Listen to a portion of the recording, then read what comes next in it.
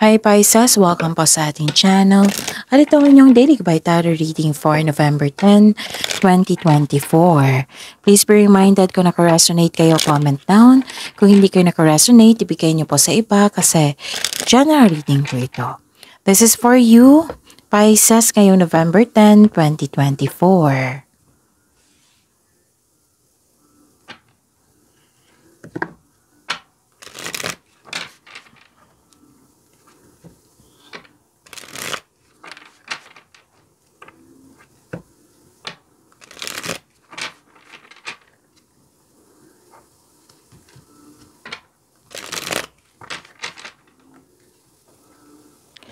Para po ito sa inyo Pisces ngayong November 10, 2024. Maraming salamat po sa inyong patuloy na suporta at maraming salamat din po sa mga hindi nag-skip ng ads.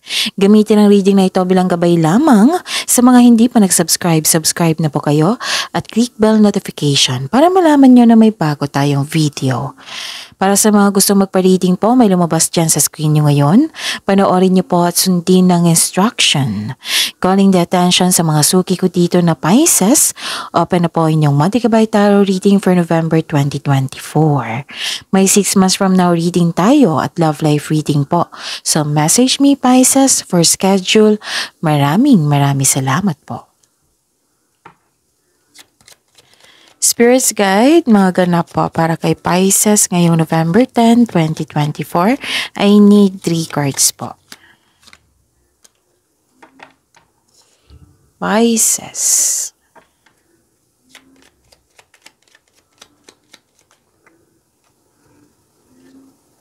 Wow.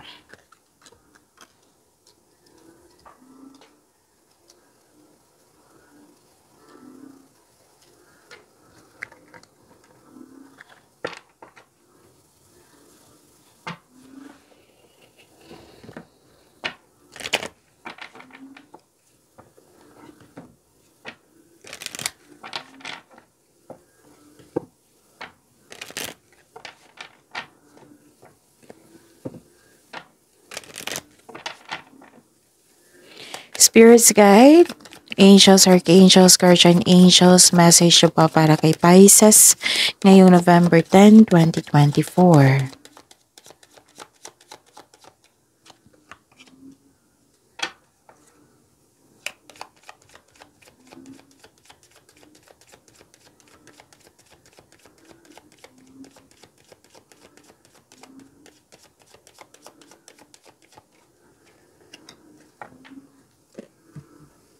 Okay, Pisces.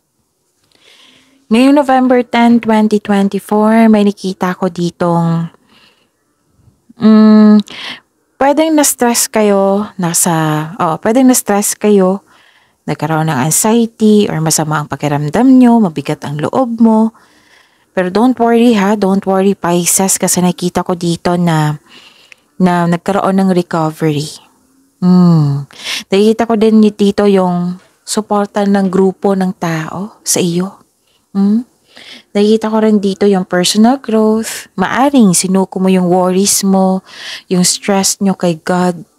At humingi kayo ng divine assistance kasi nakita ko dito yung spiritual growth.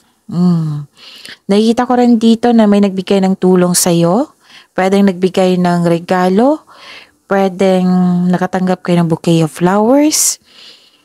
Pwede din mahilig kayo magbigay ng tulong Pwede din kayo ang nagbigay ng tulong.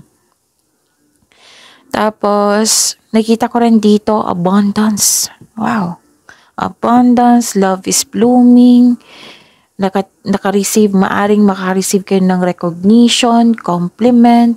Pwedeng literal na nakareceive kayo ng awards, rewards. Wow, abundance. And love is blooming. Nakita ko yung ngiti mo dito, happiness. At nakita ko din dito yung prosperity. Yan dito. Pisces, ang ganda. Prosperity, tapos may malaking pera na parating or dumating na ngayon, which is expected nyo po ito. Cash flow, nakikita ko dito, maraming transaksyon, maraming customer, kliyente, proyekto. So, magiging busy ngayon si Pisces Mm. Magiging busy kayo, Pisces. Wow, prosperity, ang ganda. Abundance, love is blooming, recognition, personal growth, spiritual growth, ang ganda, recovery pa. Wow. Maaring mag-outing kayo ha. Kasi may nakita kong body of water dito, beach outing, yan. Pwede din itong pera na ito is galing sa malayong lugar. Pwede ganon. Pwede po. So sabi pa ni Archangel Gabriel dito, make time to write down your thoughts in a journal or pen an article or book. Yan yung advice ni Archangel Gabriel. Alam niyo ba kung magbigay tayo ng panahon sa journal natin or sa diary? Makapagbigay yan magkakaroon ng personal growth, mas makilala mo yung sarili mo, kung paano ka mag-react sa sitwasyon, sa isang problema, mas makilala mo yung sarili mo, matatagpuan mo din yung solusyon dyan, sagot sa inyong mga katanungan, sagot sa inyong mga katanungan or solusyon sa inyong problema. Kung hindi kayo mahilig magsulat ng journal or diary, pwede din kayo hindi naman, what I meant is, may sabi din dito na pen an article or book. Magbasa po kayo ng book or gumawa kayo ng libro. Baka may talent kayo niyan. Na gumawa ng article or libro. So, magiging creative kayo ngayon. Magiging busy kayo. And beloved one, wow, ang ganda nito ha, Pisces. Parati ko itong nababasa sa inyo, Pisces. Yung may parating sa inyo na isang tao. So, sabi yun ni Archangel Chamuel dito, I am helping you with your spiritual soulmate relationship. Pwede din sa existing relationship nyo. Binigyan kayo ng blessings para mas maging matatag, para mas magiging malusog. Ganon. It might be ang ilan sa inyong mga single dito, handang-handa na sa relasyon. Pwede din sa connection yan sa ibang tao ha, na mas magiging healthy ang connection. Yan. Spirits guide, ano po yung energy ni Pisces ngayong November 10, 2024?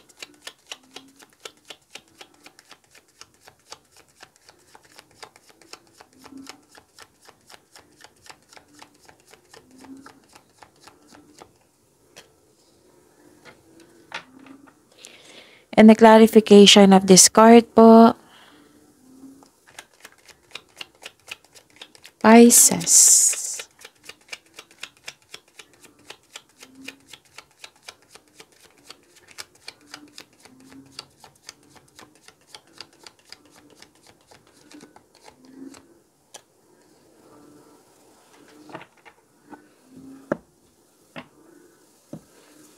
Okay, sa mga may oras dyan, kung gusto niyo po, panoorin niyo po yung last 4 days kabay tarot reading niyo po. Like for example, napanood niyo ito ngayong November 10, 2024. Panoorin niyo po yung 9, 8, 7, 6. Kung may narinig kayo or may nakita kayong repeating message, meaning to say, pinupost yan ng cards niyo na kailangan yung bigyan ng attention. Kung maaari, bigyan niyo po ng solusyon at aksyon.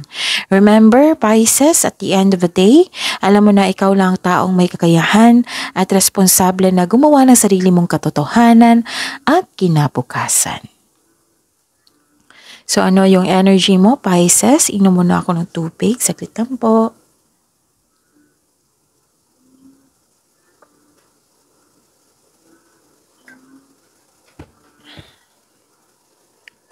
Okay. Ano ito? Nakikita ko dito, nagkaroon ng choices, nagkaroon ng future plan. Pwede din na may kasama kayo ngayon, companion, or may ganap na partnership. Yes. May ambisyon o ideyang gustong gawin. And this card asks you na magawa kayo ng konkretong plano para sa hinaharap. Mag-ingat po sa pagiging mainipin. Habaan ng pasensya, exercise your patience po. Supportive ang isang tao sa iyo. Pwedeng business partner nyo ito or partner nyo, kaibigan, or kung sino yung malapit sa iyo. tutulungan ka ng taong ito para mas lumago yung mga layunin mo sa buhay. May nakita ko dito na may ilan sa inyo kakapasok lang ng relasyon. May travel din ako nakita dito. May ibibigay na bagong chance para sa paglago ng inyong buhay, career and money, yung buhay karera, buhay pag-ibig. Kailangan lang po ng kilos dito. And nakita ko dito excited ka. Tapos don't worry you are divinely guided. Sinabi dito. Yun, pwedeng papasok kayo sa kasosyo or may magbigay ng tulong sa iyo na yung mamuhunan upang tulungan ka sa napalakihin yung magandang ideas mo at dalhin ng yung mga plano sa susunod na antas. This is the clarification of your card here, di ba? May sabi ako kanina sa oracle cards nyo na may magbibigay ng tulong. Andito din sa tarot cards nyo. At makinig din kayo sa inyong intuition. Kung hindi nyo pa alam kung paano makinig sa inyong intuition, i-search nyo po sa Google kasi maraming paraan yan. Makakatulong talaga yung intuition po. Basta makinig kayo. Makakatulong din ito sa paggawa ng malaking desisyon. Tapos please know na ang sabi ng card nyo po dito na ang iyong buhay ay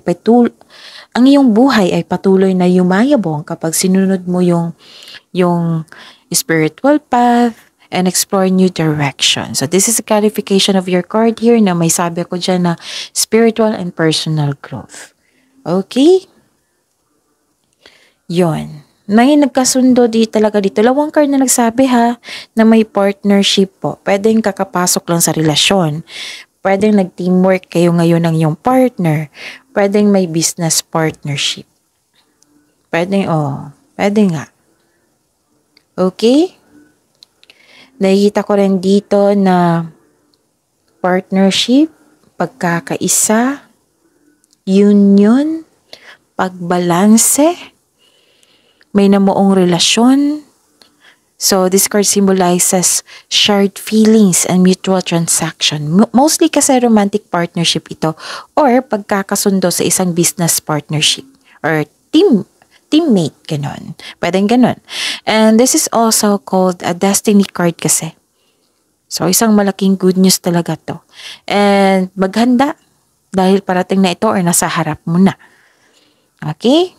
Sa mga pwedeng job opportunity talaga to or business partnership. Ilang beses kasi lumabas dito. So this is a repeating message. So give attention and action, syempre. Grab mo na daw tong opportunity na in-offer sa inyo. Syempre, kasama na yung konkretong plano. Kasi may nakita kong financial growth po. Basta planuhin nyo ng mabuti at sipagan sa araw-araw. Okay?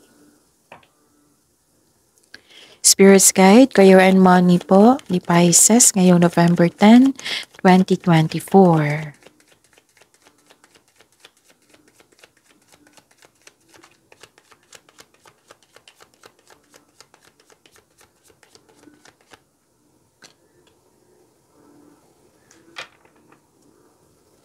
The clarification of this card po.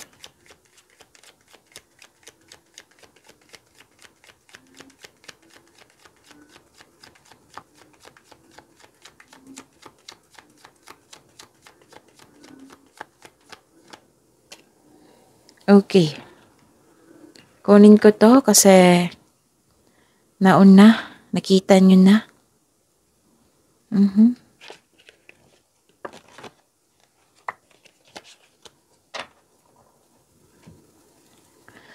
Okay. Sa career and money nyo, by the way, Pisces, see you tomorrow kasi may may weekly gabay tarot reading tayo for career and money. For your career and money. Naka-focus career and money. Okay? So, yun. Be confident. Lakasan yung loob nyo.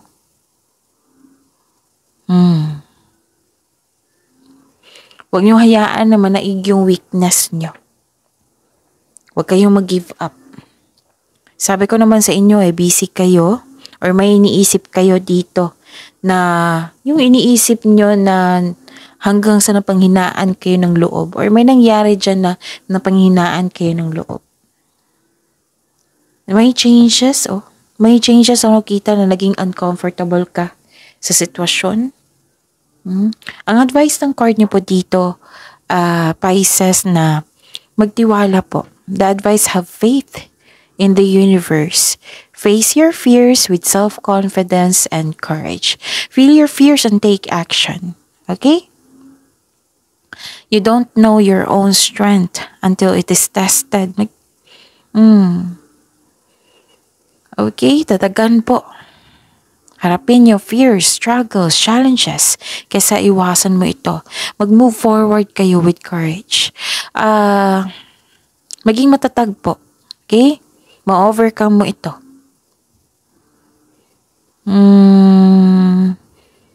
Okay? Pwedeng leader ka sa isang trabaho, no? Leader sa team. Basta leader, pwedeng may-ari din ng negosyo. Napanghinaan ka ng loob dito eh. May naramdaman kang napanghinaan ka ng loob. Kaya nga, ang sabi ng card nyo dito, have faith in the universe. Basta feel your fears and take action. Huwag kayong mag-stop. Okay? Huwag kayong mag-stop. Baka tinatalo kayo na yung isipan. Okay? Baka nag-overthink kayo dyan, tinatalo kayo yung isipan. So don't be, labanan nyo yan. Be confident. Huwag po kayong mag-give up. Basta ang sabi ng card dito, huwag kayong mag-give up. Don't doubt your strength. Okay? Malakas ka eh. Baka natatalo ka sa inyong pag-overthink. Huwag sana. Labanan nyo yan. Okay? Ano pa? So, you should stop overthinking. Don't hesitate yourself. Huwag kayong, like for example, pwedeng nag-self-pity kayo. Huwag nyo hayaan na ganyan. Kasi, yan yung makiklaim nyo eh. Yan yung makiklaim nyo talaga. Like for example, na-disappoint kayo. Disappointed talaga kayo. Yan yung makiklaim nyo. Lakasan yung loob nyo. Find a way na naging, yung, make yourself, yung lakasan yung loob nyo. Napahinaan ka ng loob. Have faith. Magtiwala din sa inyong sarili. Baka kailangan nyo ng pahinga. Baka kailangan nyo ng mag-meditate. Okay? Kasi nakikita ko dito, negativity eh. So, alam nyo naman, negativity, ang bigat ng nararamdaman yan. Oo. So, pakawalan mo, free yourself, kakampi mo yung sarili mo. Huwag niyong pahirapan niyo po yung sarili niyo, ha? And don't worry, kasi nakita ko naman dito nagkaroon ng recovery dito sa oracle niyo. Makakaya niyo yan. Nakita ko naman dito na malakas kayo. Okay? Ano pa? Baka sa sobrang dami ng gawain to, no?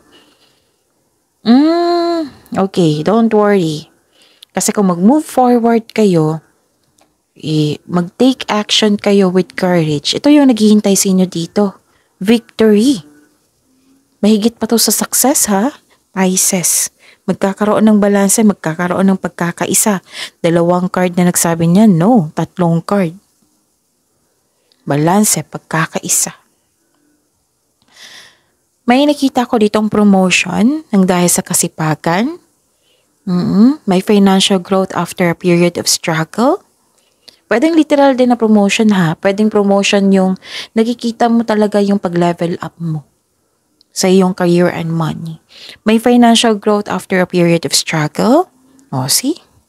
After a period of struggle, basta mag-move forward kayo, maging productive kayo sa araw-araw, iwasan nyo mag-overthink, at higit sa lahat, magtiwala sa inyong sarili, kakampi mo yung sarili mo. Alam nyo ba, yung sinabi ng card nyo dito, itong pagkakaroon mo ng disiplina at pagiging hard worker. Your discipline and hard work are paying off. So, you deserve to enjoy this moment. Ang ganda. May marireceive din kayong good news or may bagay na matutubad. Nakikita ko dito, may magandang balitang parating or may bagay na matutupad.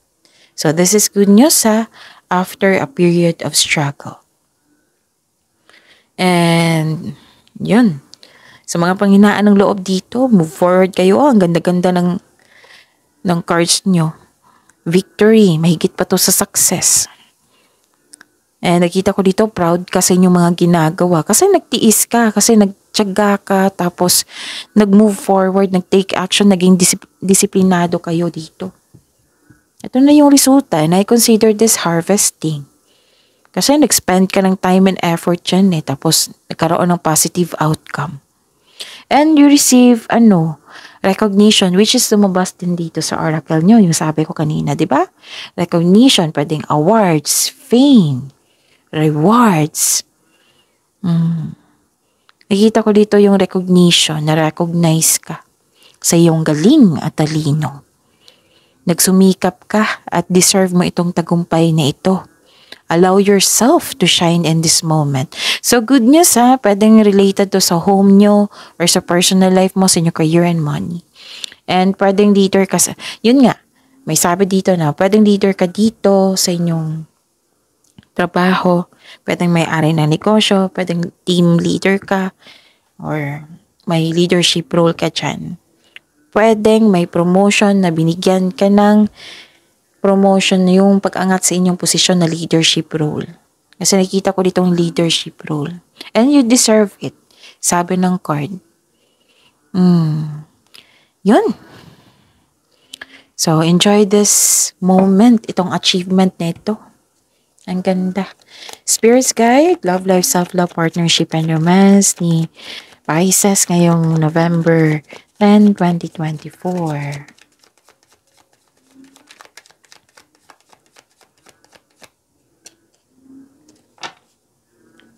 And the clarification of this card po. Okay, kuha tayo ng isa, yung nauna. Maraming salamat po sa patuloy na tiwala at suporta sa ating channel. At maraming salamat din po sa mga hindi nag-skip ng ads. Okay, very inspired ka, busy nga.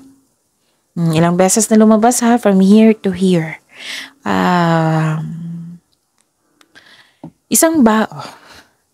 Ito yung sabi ko sa inyo na yung sabi ni Archangel Chamuel, I'm helping you with your spiritual soulmate relationship. Isang bago or exciting na relasyon na puno ng passion at intensity ay nagbo-blooming. So this is the clarification of your card here. Di ba may sabi ako na love is blooming. Dito din sabi ni Archangel Chamuel, and dito rin. Oo. Nagbo-blooming love is blooming. Kung ikaw ay may karelasyon, maari mong mararamdaman ang pagtaas o muling pag-iibigan. Pwedeng pagsisimula ng pamilya ito, pagpalawak ninyo ang kasalukuyang pamilya. So, exciting to na pagkakataon So, ang ganda. So, pagyamanin yung blessings sa binigay sa inyo, Pisces, see you tomorrow. Please like, subscribe, and click po button for notification para updated po kayo sa daily tarot reading natin. Maraming salamat.